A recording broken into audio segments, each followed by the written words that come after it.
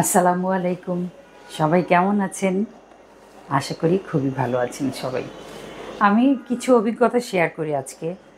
যে অনেক সময় হয় এরকম যে কর্তাকে, মানে ঘরের কর্তাকে বারবার বলছি বাজার নাই, বাজার নাই, বাজার নাই, গায়ে মাখে না, মানে অ্যাজ ইফ যে একদম মাছ মাংস বা সবজি সব একদম ভূতে এসে দিয়ে যাবে।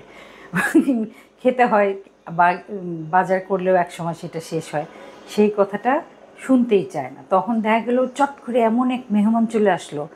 মেহমান আসলে তখন তখন যদি কোনো কিছু ঠিকঠাক মতো রান্না না করে মেহমানের সামনে ঠাস করে বলবে, এগুলো কী আয়োজন করছো, বুঝলাম না, কী রান্না করছো। তো সেই ক্ষেত্রে সত্যিকার অর্থে সব গৃহিণীদেরই কিছু বাড়তি বুদ্ধি থাকতে হয়। তো মনে করেন যে আজকে আমার বাসায় একদম আলু ছাড়া আর এই ছোট্ট এক টুকরা মুরগি ছাড়া কিচ্ছু নাই, কিন্তু এমন একজন মেহমান আসছে, তাকে আমি ভাত না খাওয়াতে পারি, তাকে অন্য কিছু একটা একটা প্যাকেজ খাবারের মতো আর কি, একটা থালির মতো একটা কোনো কিছু আমি তাকে খাওয়াতে চাই বা খাওয়াবো, উপস্থাপন করব। সে একদমই টের পাবে না যে আমার বাসায় বাজার নাই বা বাজারের অভাবে আমি এই কাণ্ড করলাম। তো যাই হোক, আমি এই যে বললাম এক চিমটি, ধরেন যে আমার ঘরে এই এক এক টুকরা বুকের মাংস, এটা দেশি মুরগি, এক টুকরা বুকের মাংস আছে, আর কিচ্ছু নাই। বাচ্চাদের ঘর তো অনেক সময় হয় যে বাচ্চাদের জন্য হয়তো একটুখানি বুকের মাংস রাখলাম, সেটাকে আমি মেহমানের জন্য কাজে লাগাবো। চুলাটা ধরিয়ে দিই। এখানে লেবুর এখানে আমি আদা রসুন বাটা দিয়েছি, একটুখানি সয়া সস দিচ্ছি, পাতলা সয়া সসটা,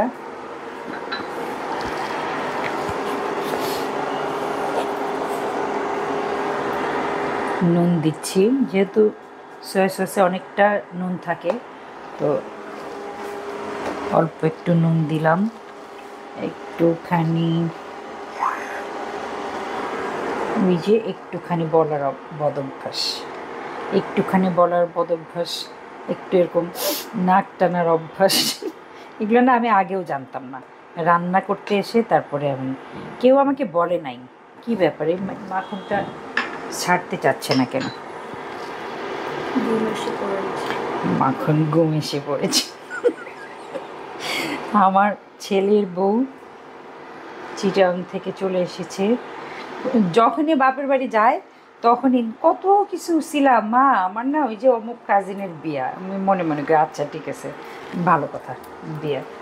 তো তারপরে ওই যে আমার বান্ধবীদের সাথে এতদিন পরে দেখা হলো, আমি আচ্ছা ঠিক আছে। শেষে আমি বলি বাবা তোমার যতদিন থাকতে ইচ্ছে করে থাকো, আমাকে কৈফিয়ত দেওয়ার কিছু নাই। যখন আমার ছেলে সুতা ধরে টান দিবে তখন তুমি এমনি আসবা। আবার যখন বাচ্চাদের পড়াশোনা একদম নিয়মিত শুরু হয়ে যাবে তখন আর কাউকেই কোনো কিছু বলতে হবে না। আমি এটার জালটা কমিয়ে দিই। আমি কিন্তু মানে সব আলু দিয়ে করছি, এখানে আলুটা চিপস করার জন্য কেটে রেখেছি, কেটে পানিতে ভিজিয়ে রেখেছি। এটা চিপস করব। দুইটা আলু সিদ্ধ করে নিয়েছি, এটাকে আমি ম্যাশড পটেটো বানাবো। আর একটা মানে সব আলুময়, আলু ভবন ভরা এরকম অবস্থা। আর আরেকটা হলো,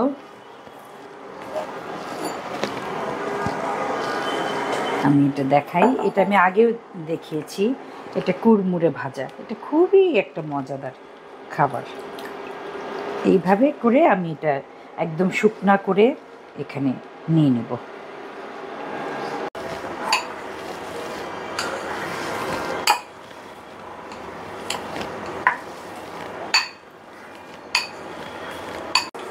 আমি এখন এই চিপসটা ভেজে নিচ্ছি।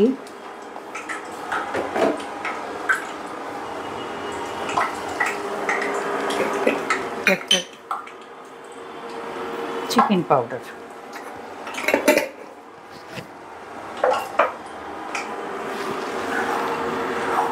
ইচ্ছে করলে এখানে হলুদ মরিচ দেওয়া যায়।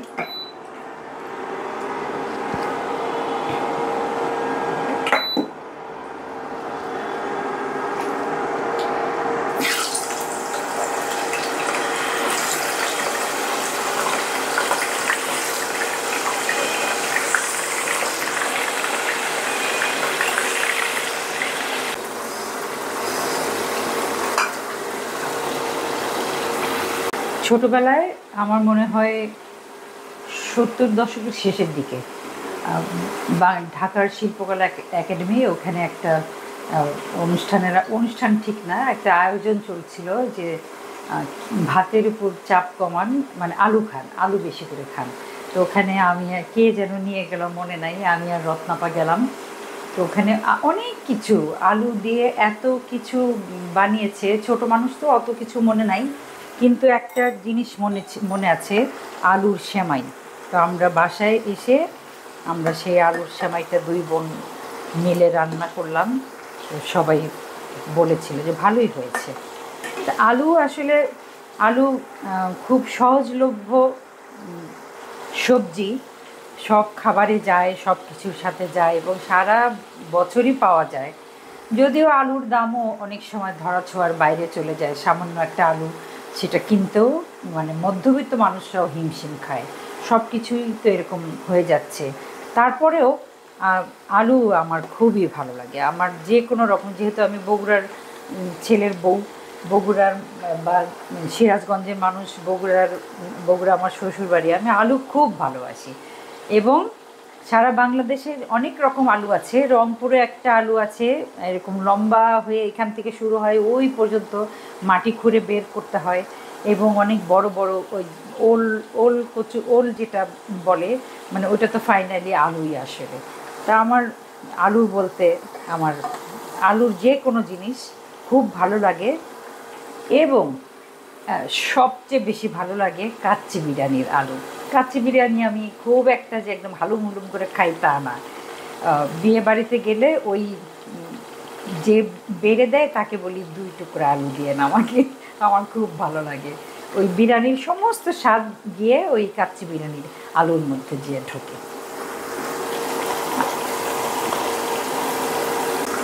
একটুখানি বাটার দিয়ে নেই, আর ওই যে সবেধন নীলমণি একটা চিকেন, কোনো অসুবিধা নেই, মেহমান বুঝবে যে আমরা একটু কিপটা আছি।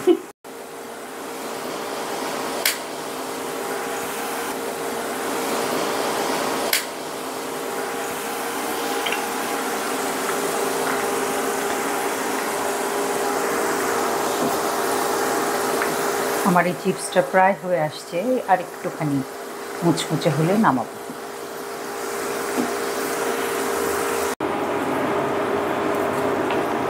এখন আমি দিয়ে দিচ্ছি এই ঝুরি আলু ভাজাটা, মানে ঝুরি আলু কাটাটা, তারপরে পরে হবে ভাজা।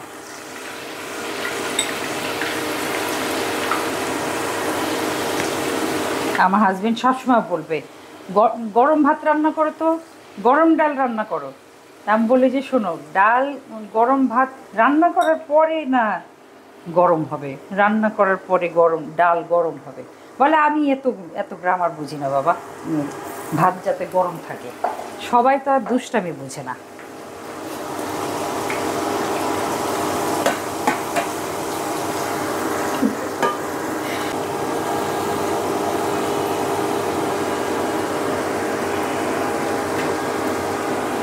এই জীবনে মানে ধরা অনেকবারই খাইছি, সবচেয়ে বেশি ধরা খাইছিল অনলাইনে জিনিস অর্ডার দিয়ে। এই জিনিসটা এরকম ছবিতে এত বড় ছিল, এত বড়, আর এই এই সাইডেরটা আরও বড়। তারপরে যখন এটা আসলো তখন আমি হাসবো না কাঁদবো ঠিক বুঝতে পারতেছিলাম না। তো যাই হোক, তাও একটুখানি 1-2 দিন যদি ব্যবহার করি তাও কাজে লাগবে। আমার সাহেব বলে যে তুমি খালি ধরা খাও। তা আমি বলি সেই সেই সেই আর কইতে, আমি সব জীবনের প্রথম এবং সর্বশেষ ধরা তো তোমার কাছেই খাইছি। এটা তো সারা জীবন ধরা খাইতে খেতেই যাব। কি অবস্থা? ঠিক আছে, এই যে উল্টা সাইডে ইয়া হয়েছে আর কি, ওই একমাত্র চিকেন।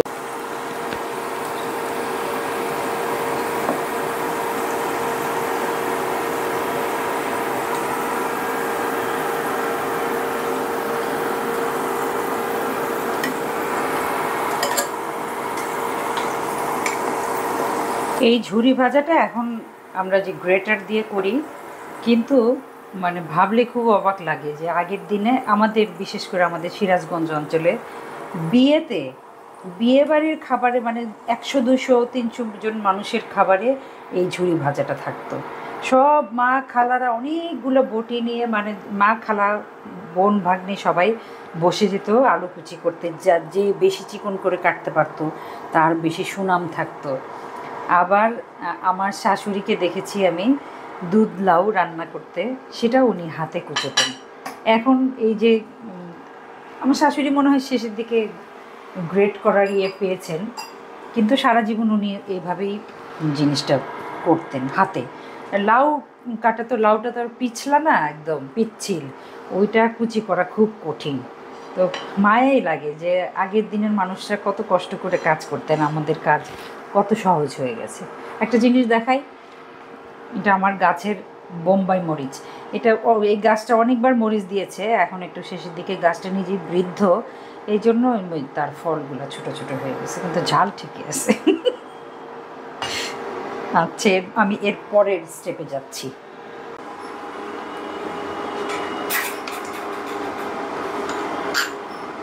চিজটাও একটু সামান্য মানে সাঁতলে দেবো আর কি, স্টার ফ্রাই।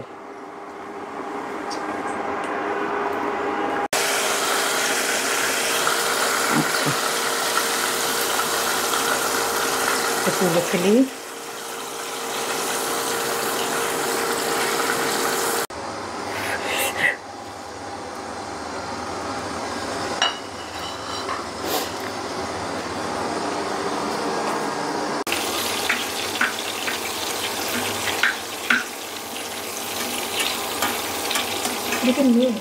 না, এটা বেজেল লিফ।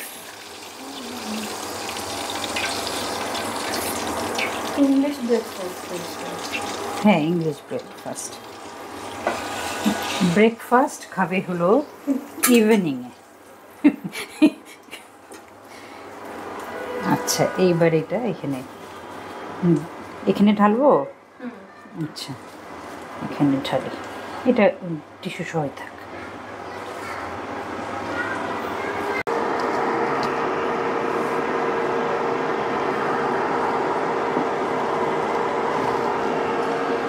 ম্যাশ পটেটো স্টার্ট করলাম, বিসমিল্লাহ। সবার জ্ঞাতার্থে বলেছি, সয়াবিন তেলের চেয়ে ঘি মাখন অনেক বেশি ভালো। তো আমি আলুটা একদম অনেক মোলায়েম করে কোমল হাতে ভালোবেসে মেখে নিয়েছি। আলুটা দিয়ে দিচ্ছি।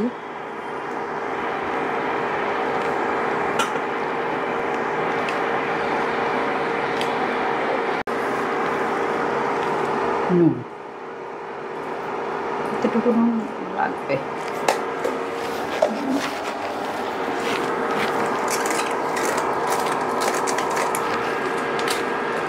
একটু বেশি ভরা হয়েছে।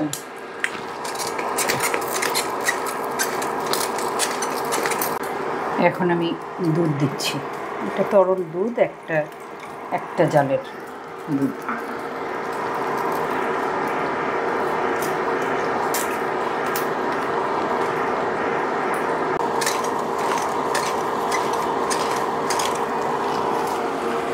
জীবনের প্রথম যখন ম্যাশড পটেটো খাইছে তখন মনে হলো আহা কি অমৃত।